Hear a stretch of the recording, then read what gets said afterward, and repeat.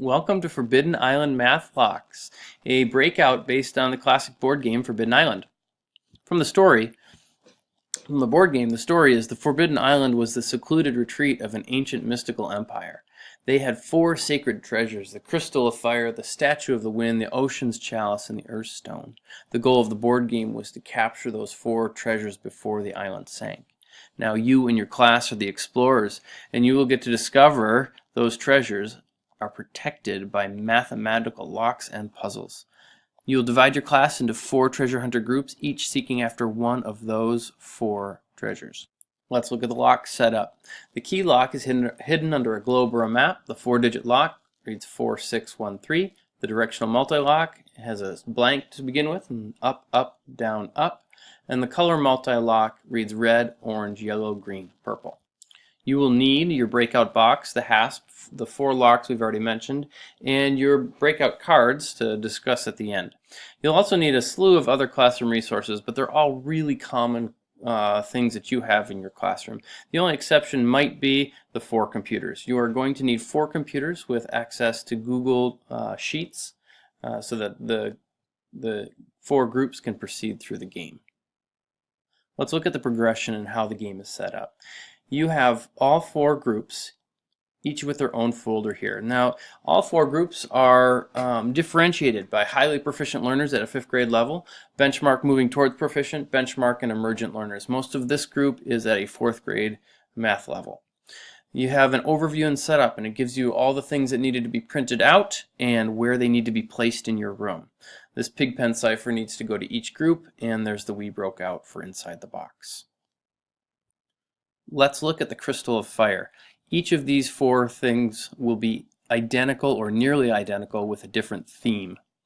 You'll have answers and extras, 4 different puzzles for them to solve, 2 of which will be needed to be hidden in the room, and 2 of which the oracles will give you. All of that is in the overview. There's a Crystal of Fire printout. You can print out just so that your groups have something to see what their group looks like. And then the most important part here is the Fire Oracle. Each group has an oracle, a Wind Oracle, a Water Oracle, or the Earth Oracle. And this is what leads them through the game. You'll need the oracle for that group already running on the computer when you're ready to begin this breakout. Let's look at it. Each group will need to choose their group name. It doesn't matter. Oop, not there though. Right here. Each group will need to type in a group name, and the oracle will begin to speak to them. Here's their first clue. That's their first puzzle to solve. It will give them in a digital format, but it would be wise to have this first one printed out as well so that you can hand the group something to write on. There's nothing to click on in this. Once they solve that and input their answer from the first puzzle, it will give them where to find their next. You've hidden that in the dictionary under the term mathematics. And then it has something else they have to decode. And they've put in the next answer. It gives them another place to look for the next clue and something else they need to work with math. And then they'll put in the last answer. Oop, nope, the third answer. Then they get their final puzzle. All the final puzzles are essentially a sheet of math problems where they have to eliminate the wrong answers.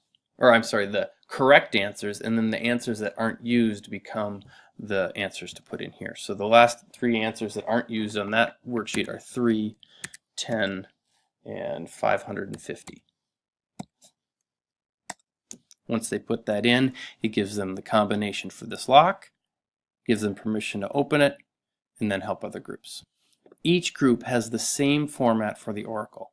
They have 4 puzzles to solve and 1 lock that's on the hasp for their group. When all the locks are off the hasp, the box is open and they've broken out.